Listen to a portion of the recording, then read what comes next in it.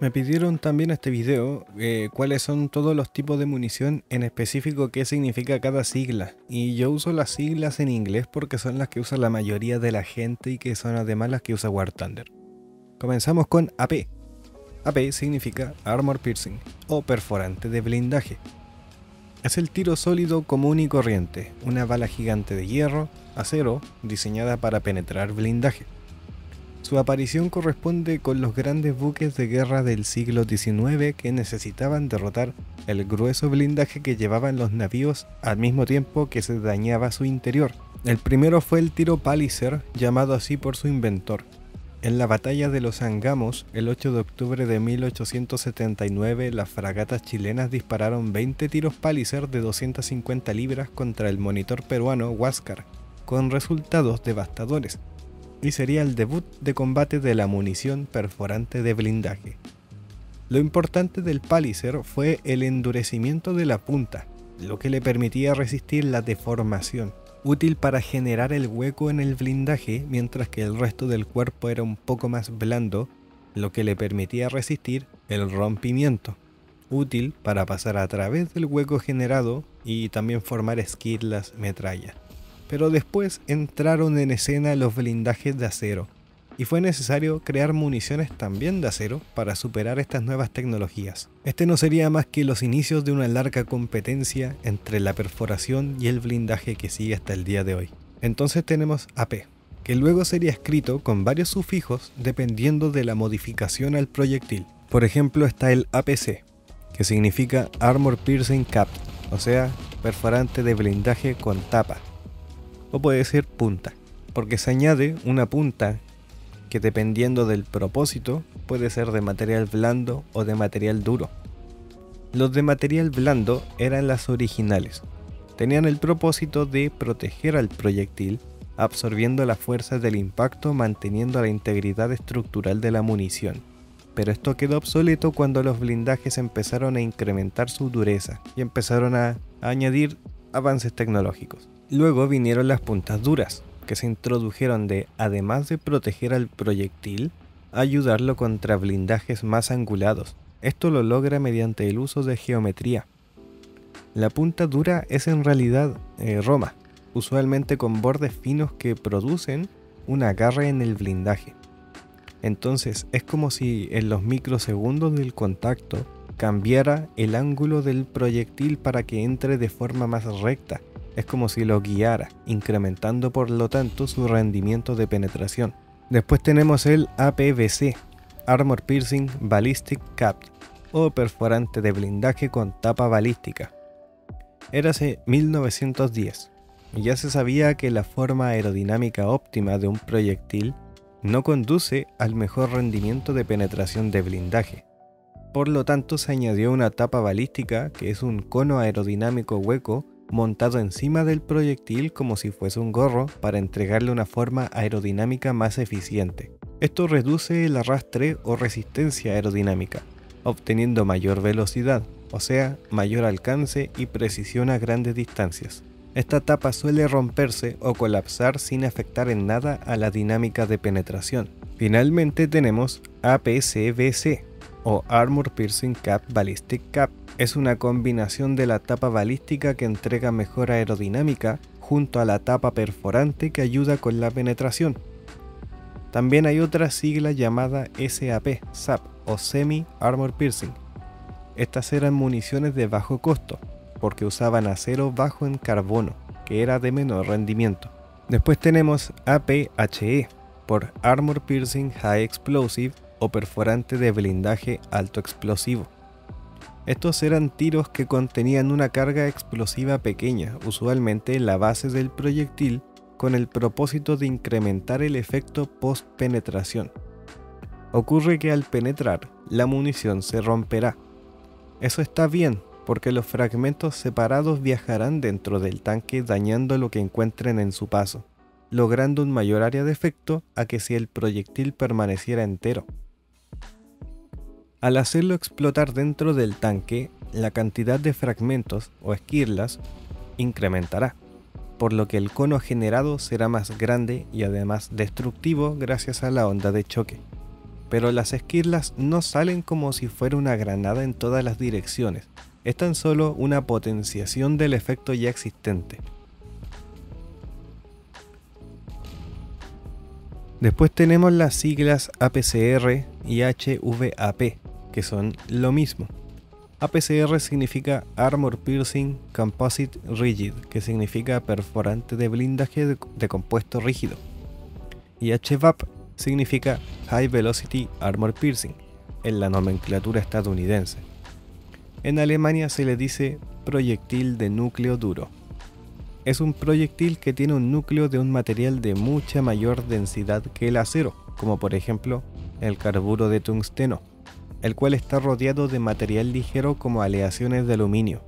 El menor peso permitía dispararlo a mayor velocidad, y el diámetro disminuido concentra mejor la energía cinética, pero al mismo tiempo, al ser más liviano, va perdiendo velocidad y precisión a largas distancias. Este tipo de munición fue reemplazado por APDS, que significa Armor Piercing Discarding Saber, o perforante de blindaje de pétalo descartable. Este fue un salto tecnológico importante en la tecnología de municiones. El principio es parecido al APCR, con respecto a cómo un núcleo de mayor densidad produce mayor penetración al concentrar más energía cinética en un punto.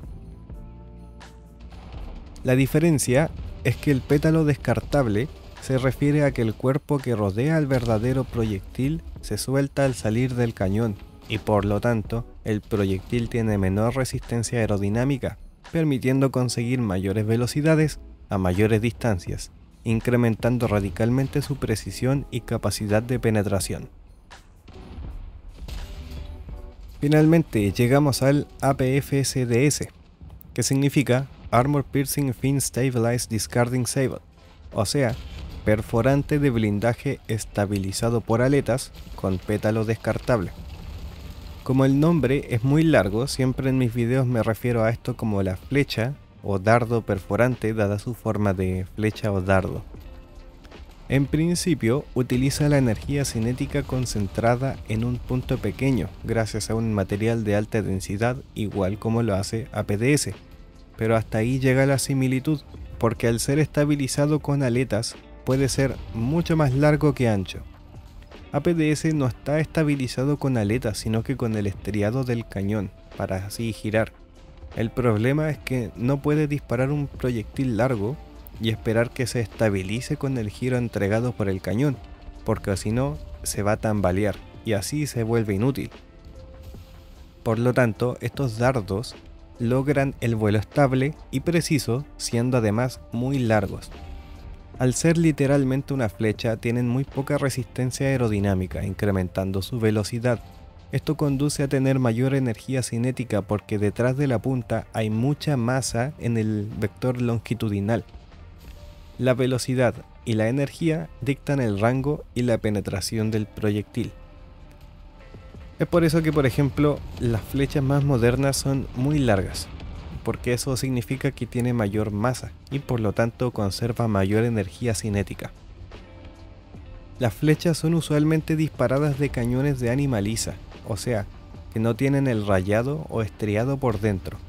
No lo necesitan porque las aletas estabilizan a la flecha, pero en los cañones de la Guerra Fría, que aún tenían estriados como el cañón L7 o el D10T, se colocan bandas conductoras en el pétalo para volver a la flecha compatible con estos cañones.